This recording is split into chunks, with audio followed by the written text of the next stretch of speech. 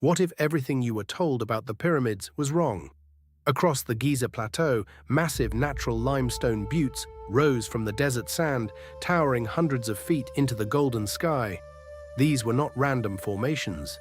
They stood in perfect alignment, placed by the earth itself, waiting to be shaped by human hands. A well-dressed foreman, respected by all, directed the operation with dignity and authority. He did not command slaves. He led skilled craftsmen and craftswomen, free people who took pride in their extraordinary work. Together, men and women cleared the sand from these colossal buttes, watering the stone to soften it, revealing the raw material beneath. With copper chisels and steady hands, they carved these monoliths into the geometric perfection of the Great Pyramids. Not built block by block, but sculpted from the living rock of the earth. And the Sphinx, it too was a butte, a long, low formation buried beneath centuries of sand. The workers uncovered it, watered it, and master artisans carved the great lion body and the noble face from a single piece of stone, emerging from the desert like a dream made solid. But these builders were not slaves, not by any measure. They ate well. Abundant meals of fresh bread, roasted meat, figs, dates, and beer were served at communal tables. Laughter and conversation filled their dining halls. They lived well. Clean, comfortable homes of whitewashed mud brick housed their families. Children played freely in the village streets. Women worked as respected artisans alongside the men, equals in skill and dignity.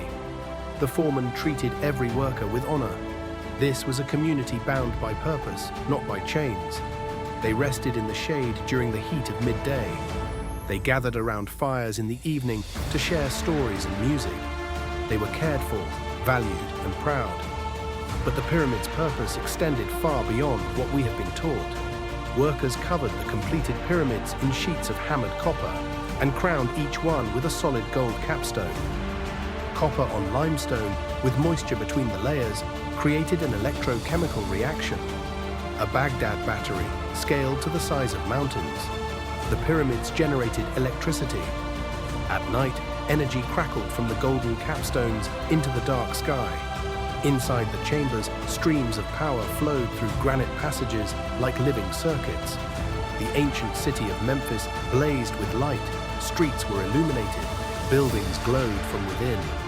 An advanced civilization, powered by pyramid electricity, thrived along the Nile. The three pyramids formed a triangular power grid, energy arcing between their peaks, feeding a network that stretched across the land. This was not primitive. This was engineering beyond our current understanding. And the pharaohs, they flew. Golden vimanas, flying craft of extraordinary design, lifted from platforms beside the pyramids. These vessels rode the ley lines, the magnetic energy lines that crisscross the earth in a precise geometric grid, connecting every sacred site on the planet. Giza to Stonehenge, Machu Picchu to Angkor Wat, Easter Island to the temples of Karnak, all connected by invisible highways of magnetic force. The pharaohs traveled these lines in their golden craft, arriving at distant temples in moments, greeted by priests who had been expecting them. This is why the pyramids were built where they were. This is why sacred sites align across the globe. The ley lines were the roads, the pyramids were the power stations, the vimanas were the vehicles. But perhaps the most profound truth lies not in the pyramids themselves, but in the tombs within them. And here we must understand the ancient Egyptians' deepest knowledge of the human spirit. When a noble died, the priests gathered every single object that person had touched in life, every piece of jewelry they wore, every chair they sat in, every cup they drank from, every tool they used, because every object a person touches in life absorbs a fragment of their soul.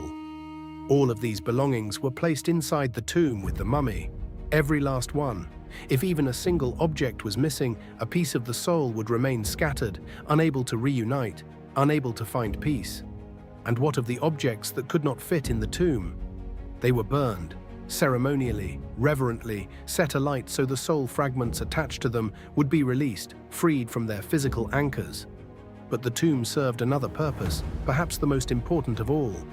The paintings and hieroglyphs on the walls told the complete story of the deceased person's life. every achievement, every joy, every relationship, and crucially, they depicted how the person died and stated clearly that they were dead. This was not decoration, this was a message to the spirit.